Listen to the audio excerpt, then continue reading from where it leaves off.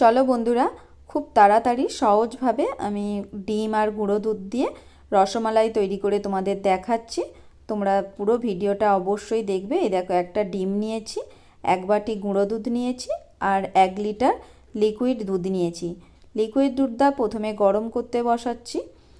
এই দেখো, কড়ার মধ্যে আমি পুরো দুধটাই দিয়ে দিচ্ছি, দিয়ে আমি গরম করতে দিচ্ছি। এটা এখন গরম হবে, গরম হয়ে একটু ঘন হয়ে আসা পর্যন্ত আমাকে অপেক্ষা করতে হবে। আমি এদিকে ডিমটা চামচে করে ফাটিয়ে নিয়েছি, তারপরে আমি গুঁড়ো দুধটা নিচ্ছি। এই দেখো, 1 বাটি আমি গুঁড়ো দুধ দিয়ে দিচ্ছি। এই 1 বাটি গুঁড়ো দুধেতেই কতগুলো রসমালাই তৈরি হয় তোমরা অবশ্যই দেখতে পাবে। পুরো ভিডিওটা অবশ্যই দেখো। এই দেখো, আমি অল্প অল্প ডিমটা দিচ্ছি। পুরো ডিমটা আমার লাগতে নাও পারে, আমি তোমাদের দেখাচ্ছি। এই দেখো, চামচে করে আমি ডিম আর গুঁড়ো দুধ একসঙ্গে মাখিয়ে নিচ্ছি। দেখো,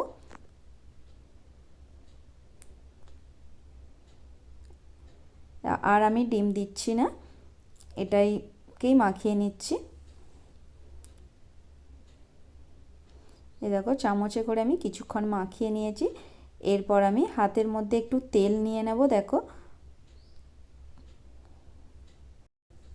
এবার আমি হাতে করে একটা ডো তৈরি করে নিচ্ছি। দেখো, যেহেতু আমি হাতের মধ্যে তেল লাগিয়ে নিয়েছি, সেই হিসাবে ডোটা হাতের মধ্যে লেগে যাবে না।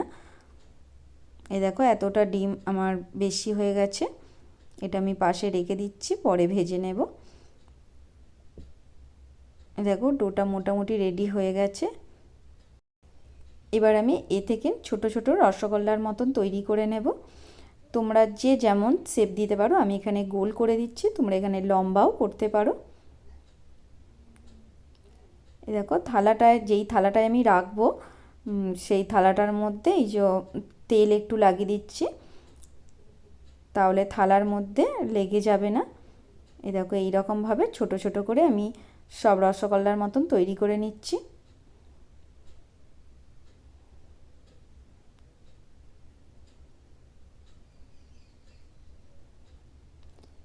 এই দেখো, আমার প্রত্যেকটা হয়ে গেছে। এখানে 15 থেকে 20টা হয়েছে রসমালাই।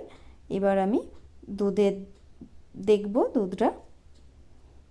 এই দেখো, দুধটা ফুটে ফুটে অনেকটাই গাঢ় হয়ে গেছে।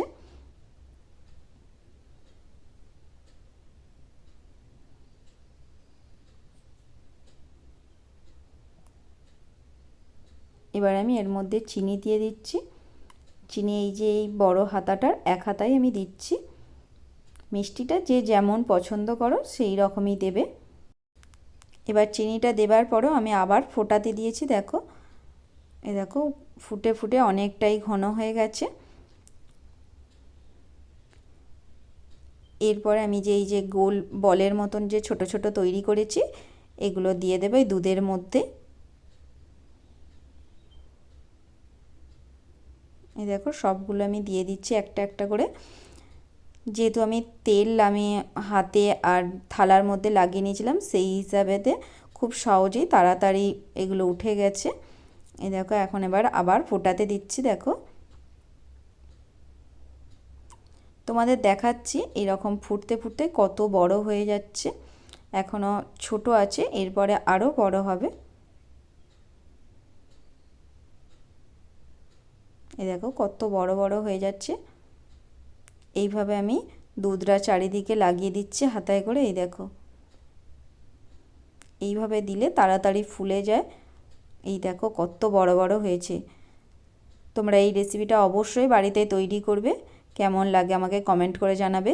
যদি ভালো লাগে তাহলে লাইক শেয়ার তো অবশ্যই করবে, আর আমার এই চ্যানেলটাকে সাবস্ক্রাইব করে পাশের বেল ঘন্টিটা বাজিয়ে দিও, তাহলে এরকম নিত্য নতুন রেসিপি অবশ্যই তোমরা সবার প্রথমে দেখতে পাবে। এই দেখো, এবার আমি 15 থেকে 20 মিনিট ফুটিয়ে নেবার পরেই আমি নামিয়ে নিয়েছি। দেখতে কত সুন্দর লাগছে, দেখো, খেতেও খুব ভালো লাগে। তোমরা অবশ্যই একবার বাড়িতে তৈরি করবে।